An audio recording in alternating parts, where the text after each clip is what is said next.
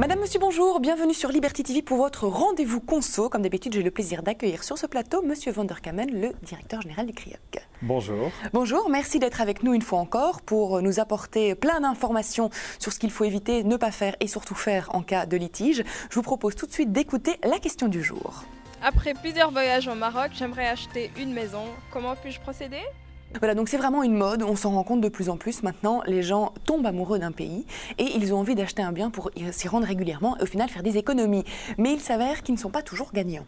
Non, parce qu'en fait, acheter un bien dans un pays, c'est non seulement maîtriser la langue, et donc c'est vrai qu'on a tendance plus facilement à acheter par exemple en France ou dans les pays du Maghreb puisqu'on parle la même langue, mais ça nécessite aussi de connaître les conditions générales de vente, les habitudes des vendeurs et puis les réglementations. Et c'est là que ça se corse.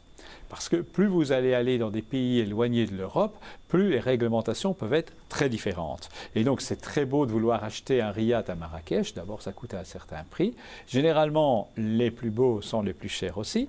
Mais c'est quand même moins cher que d'acheter évidemment l'équivalent en Belgique. Donc a priori, vous allez faire une bonne affaire sur le plan financier. Vous achetez votre yacht et c'est là que les problèmes vont apparaître. On vous expliquait qu'il est de tradition de payer ce qu'on appelle un bakshish ou de payer en noir. Mais vous dites, vous savez, quand vous payez en noir, vous donnez une commission au vendeur, mais ça n'apparaît pas sur le prix de vente de l'appartement, du riad, de la maison, etc. Autre problème qu'il y a, c'est qu'on va vous promettre toute une série de choses, que tout va être en état. Et puis vous allez vous apercevoir que vous avez acheté sur plan et que le bâtiment est peut-être bien construit, mais les finitions ne sont pas terminées. Ou par exemple que l'emplacement du bâtiment qui était montré dans une palmeraie merveilleuse, etc., il n'y a pas de palmier.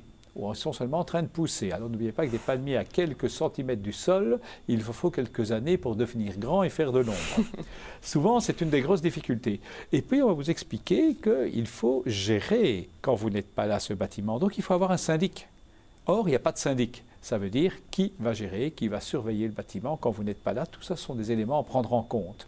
Alors, c'est vrai que ça coûte quelquefois plus cher de faire appel à des professionnels, mais vous êtes au moins sûr d'avoir un bâtiment qui reste en bon état. Alors comment savoir si on a affaire vraiment à des professionnels? Alors la première chose à faire, c'est d'abord se renseigner sur les habitudes, sur les obligations légales, et puis se renseigner sur les vendeurs. Alors les vendeurs que vous avez contactés ont-ils un minimum d'expérience? Ça veut dire, font-ils ça pour la première fois ou ils ont déjà réussi un certain nombre de ventes? Alors il y a deux choses. Vous pouvez renseigner auprès bien sûr des vendeurs, mais ils vont vous dire qu'ils connaissent bien l'histoire. Vous demandez ce qu'ils ont comme référence. Vous vous renseignez aussi auprès des autorités publiques locales, par exemple le ministère du Tourisme, le ministère de l'Économie, de l'Industrie, etc. C'est généralement ce type de ministère qui gère ce genre de problème. Ne fût-ce que poser la question, avez-vous eu des difficultés ou connaissez-vous ce vendeur? Ça permet d'avoir une garantie.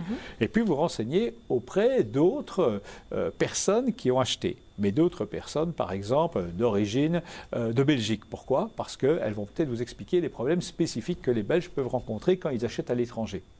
Si vous renseignez auprès de la population locale, ça peut être aussi intéressant, mais les règles, ils les connaissent peut-être déjà. Donc ça vaut la peine d'avoir cette information. Alors j'imagine qu'en cas de litige, s'il se passe quelque chose, on dépend évidemment des lois du pays. Tout à fait, tout à fait. C'est la raison pour laquelle il vaut mieux prévenir les litiges. Et la façon de les prévenir, c'est se renseigner sur les réalisations concrètes. Aller visiter non seulement des choses sur plan, c'est bien, mais aller voir concrètement l'endroit où ça va être construit et éventuellement des maisons témoins, c'est beaucoup mieux.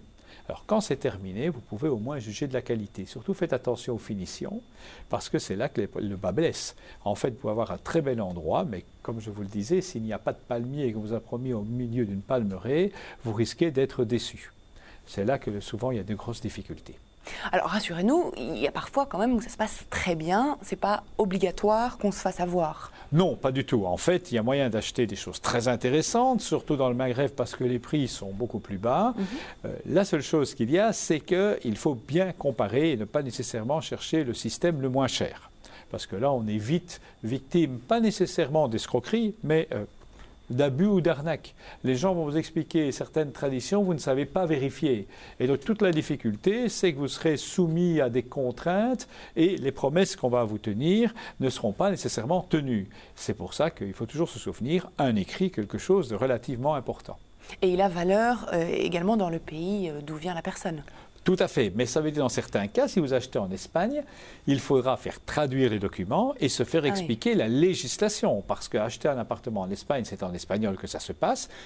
Même si vous maîtrisez la langue, ce qui n'est pas le cas de tout le monde, vous devez à ce moment-là bien maîtriser les réglementations. Ça, c'est souvent la difficulté, on ne les maîtrise pas, donc on ne sait pas comment ou interpréter les termes que l'on reçoit.